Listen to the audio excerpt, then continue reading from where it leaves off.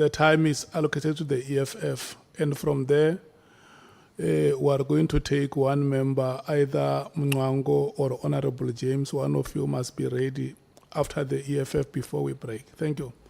Your time starts now, Honorable Malema.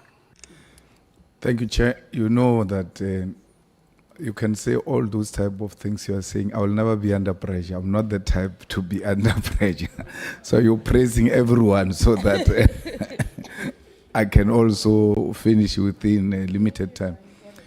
Advocate, I will assume that you are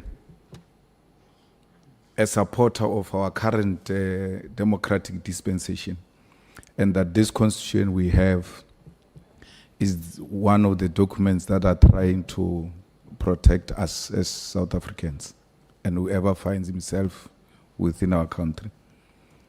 That is correct, Honorable Malema. And any anti-democratic practices, you will never subscribe to those, even if you are emotionally, very strong on a particular issue. As long as it's not consistent with the law and the Constitution of the Republic of South Africa, you will never agree to that. I don't, Honorable Malema. So let's say, for instance, for crime intelligence, for it to listen to people, they have to go to a judge and get a permit. It's a good thing to do under democracy. Honorable Malema, for me, I think they call it the Act 70 interceptions. For me, that should be a last resort. But it should be a well-motivated, absolute reason. For me, the only reason, really, would be a threat to national security. I'm not sure that we would have needed to use it otherwise. That would be the one where I say maybe it should be used. But then it also shouldn't be based on hearsay, because that is unfortunately how some of the Act 70s work. It's a lot of in-the-air stories. Yeah, but I'm just saying, under whatever circumstances, as an institution that operates under the Constitution of the Republic of South Africa, when that need arises, you ought to go to a judge so that we don't wake up willy-nilly through pillow talk. Someone spoke about pillow talk, and then you wake up during the conversation of the pillow talk, baby, let's listen to him, without a permission of a judge. That will be anti-democratic practices. Absolutely, Honorable Malema.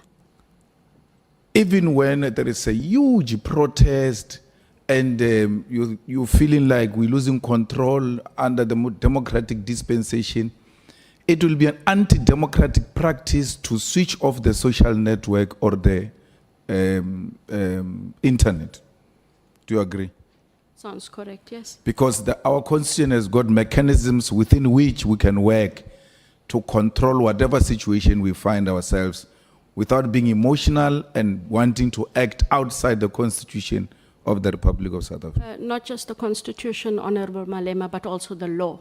The Yes. law makes very specific provisions about when interception, monitoring, and listening can be done. So it's doubly protected, according to me. Yes. And an institution like IDAC, it is only democratic practice that with the power it has, I mean, I heard you saying you got the phone, you were able to take out what from the phone of Matlala and all of that. That's a very powerful institution, and it shouldn't be a matter of discussion between people who subscribe to democratic practices, not to want to subject themselves to check and balances, because it might not be you tomorrow. It can be someone there who will abuse that power and violate the rights of people if there are no checks and balances in the form of a judge who will be able to say, look, 1, 2, 3 is unacceptable. It can't be done this way. We're thinking you are going outside the law or you are even violating the Constitution. That is correct. And it shouldn't be something difficult to agree about that. Actually, Minister Cele was correct that we were potential victims of abuse of power when this institution of Judge Raulinga Mushabi was not in place. Because that thing you're talking about of, if you do this, we take you to labor, that is supervision, it's not oversight. If you make a mistake, they report you to a senior, it's supervision. Oversight is much bigger than that. And it serves to protect the institution of democracy more than a mere labor issue, more than a mere criminal issue. It's very broad, and in its characterization is designed in such a way that it must secure in the main our constitution and the law against a potential abuser of the law.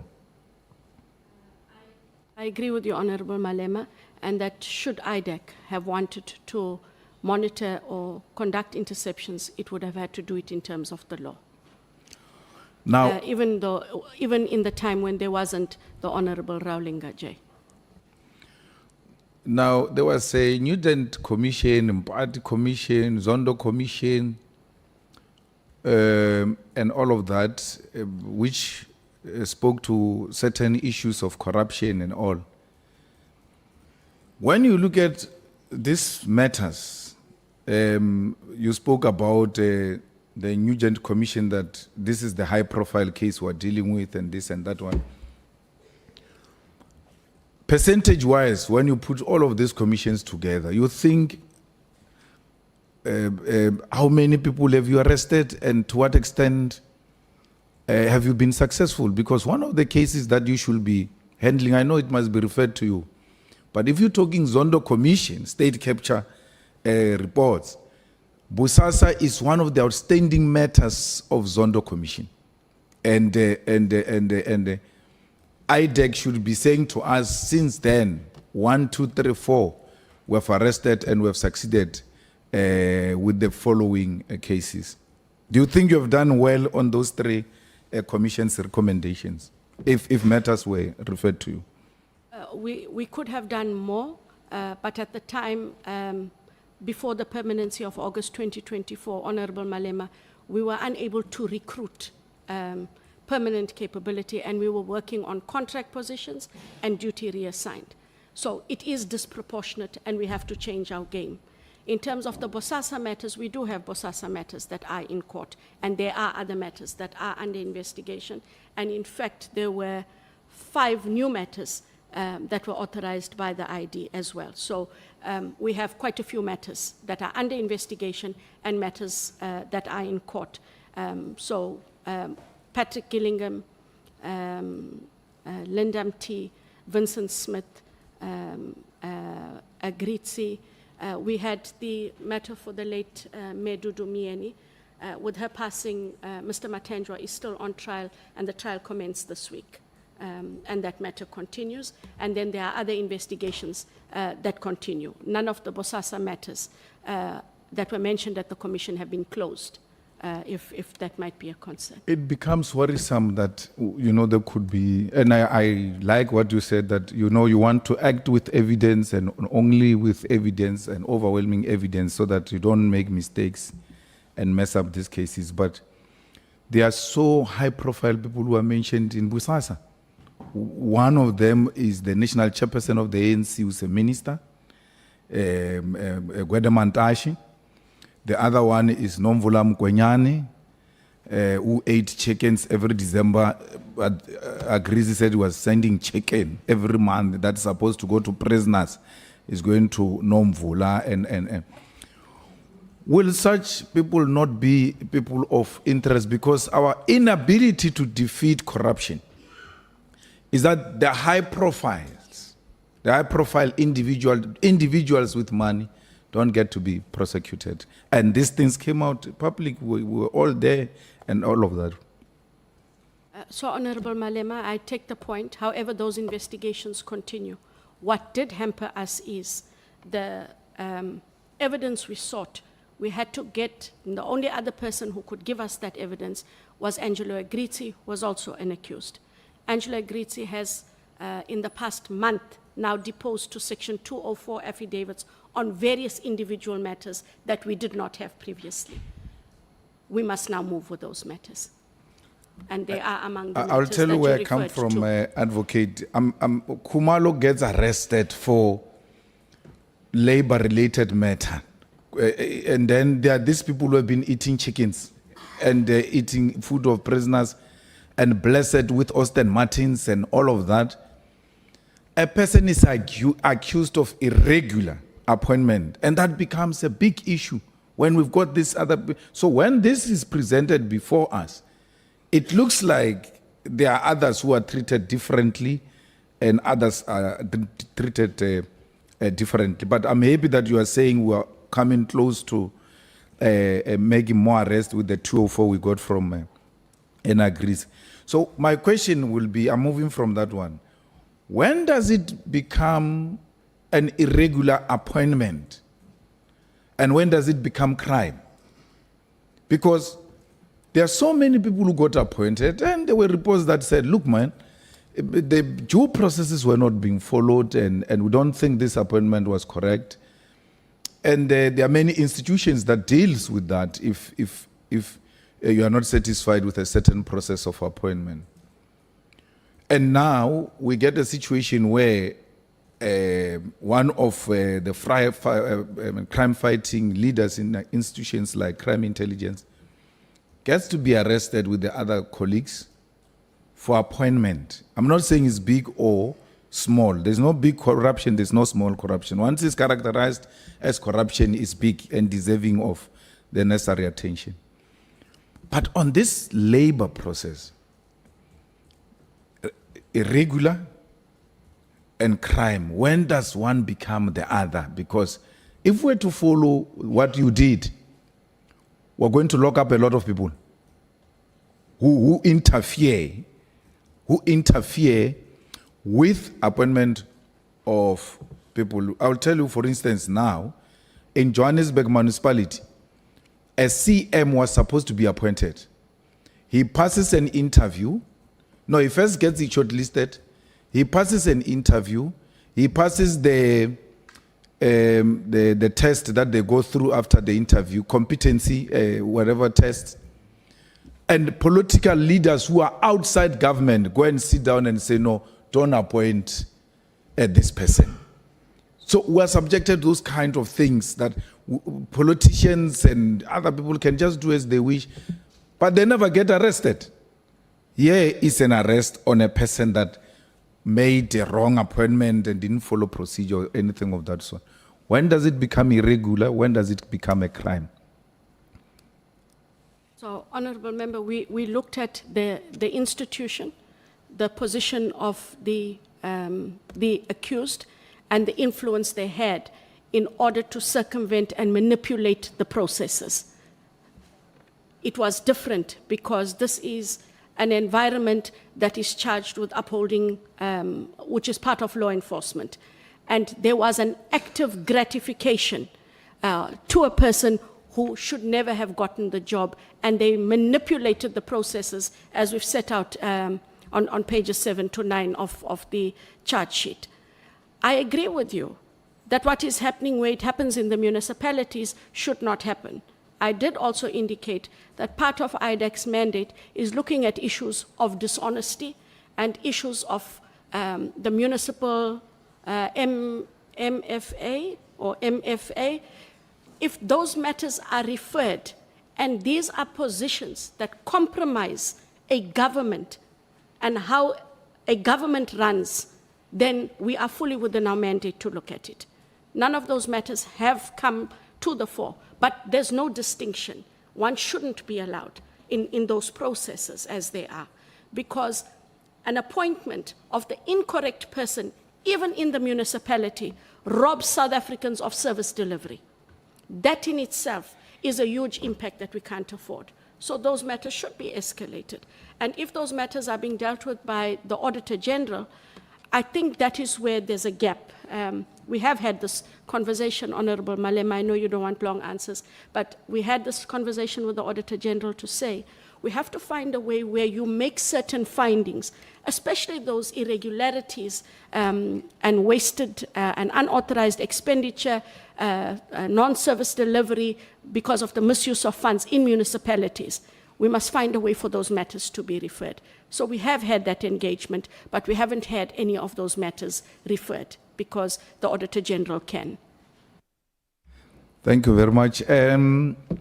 Advocate, and we asked former Minister Cele this question, and he was happy to answer it. And the same thing with the Minister Kunus on special leave. When you went through Matlala's phones,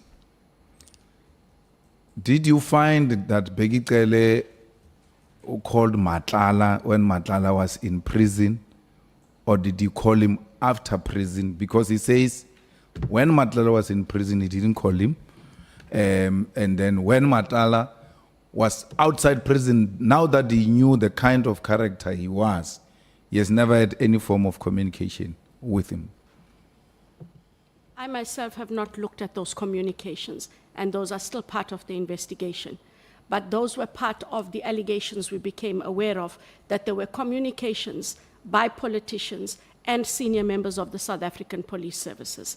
The ex-minister's name was mentioned, as was the name of Lieutenant General Sabia, as well as other police officials on the platforms that they have. And because they have come out in the commissions, we are looking at them, yes. But what if he's part of those things? Okay, just for record's sake, are you confirming that Matlala's phone's records were tampered with when they were handed over to IDAC? There were communications that were deleted, yes. But what will happen, Honorable Malema, it goes to the question that Honorable Klopper asked. When did those gaps, those deletions take place? And if they happened at material times when allegations are being made that Mr. X would have started communicating, one is able to draw those inferences and take the investigation in a different way. Mr. Matlala's issue, when it was referred to you, who referred it? It was referred to us by a general in the risk audit section of the South African Police. Or not commissioner? Not Not commissioner. the national commissioner? Not the national commissioner. Now, what I want to understand is, when a matter is reported to you, is referred to you, where do you come in as a head? Does it come to you and then you choose investigators, or how does it work? So when the matters, when matters are referred, they get sent to the head of investigations, Ndate Matthew Sosoko, and he, together with the two chiefs, Chief Lusanda Boy and Chief Dylan Perumal, would assess the matter. They put an application together. If they, out of a view, it falls within the mandate, I get to then consider an application. If they're not sure, what they will do is indicate that there is a Section 27 referral. However, there's a bit of uncertainty on an aspect or two, and for those reasons, they're not sure if it falls within the mandate. We might have a discussion, but it has been very, I can't even remember off the top of my head how many of those would have happened.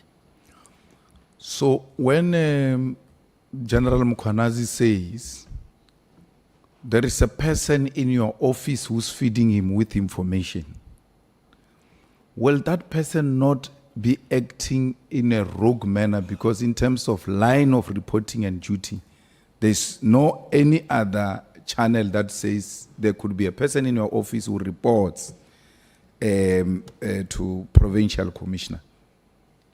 You are correct. Say- You are correct. Now, when a person reports, like he said, someone from your office reports to him, and he knows, that's how he knows these things, will that person not acting in a rogue manner? Correct, they are. Meaning there is a rogue in your office? If that is how you frame it, yes. Because General Mkhwana said there were rogues in your office, and here is a rogue that takes you information in your office and gives to General Mkhwanazi. With that being said by General Mkhwanazi about as that kind of a rogue element in your office, I can't What dis- steps have you taken to, including amongst other things, solicit more detailed information and evidence as colleagues from General Mkhwanazi? Because it doesn't matter what happened, it doesn't matter what he said to you. You guys still owe this country a duty to protect it and serve it. So when you hear such things, why are you not reaching out to say, can you please give me these elements that you are saying exist in my office? Because here I'm fighting corruption and I'm not going to have people who are behaving in a corrupt manner in this office. I agree with you, Honorable Malema. However, there were these processes that were taking place. And so I was waiting for that. I've got to deal with the ad hoc committee, deal with the Madlanga Commission. And like I said to you, there's no reason not to talk to Lieutenant General Mkhwanazi. I didn't want it to seem as though we were trying to cover ourselves. There's nothing to cover in IDAC. And I'm sure if he has that information, and I do contact him now that I'm done with the ad hoc committee, that he would share that information. And if he does, we will then be able to act. Advocate, the issue of your husband should never put you in a difficult situation where you start doubting your capabilities and your capacity. Sitting here, for me, this is quality leadership coming from a black woman. You answer questions properly, you give us information, well articulate. There will be more challenges. They come inherently with being a female leader. We all have, issues that we might not have handled properly. It's part of growth. It's part of becoming more experienced and then dealing with matters differently going forward. And when you live here, this should never, I heard you saying I'm very angry, it must never be one of the issues that are going to distract you from fighting crime and fighting corruption. You came here, we shared that information with you. On a hindsight means I'm more clever now, and you should take it in that spirit and continue to fight. I thought Winnie Mandela died, but Winnie Mandela has multiplied. Thank you very much. I received. Thank you.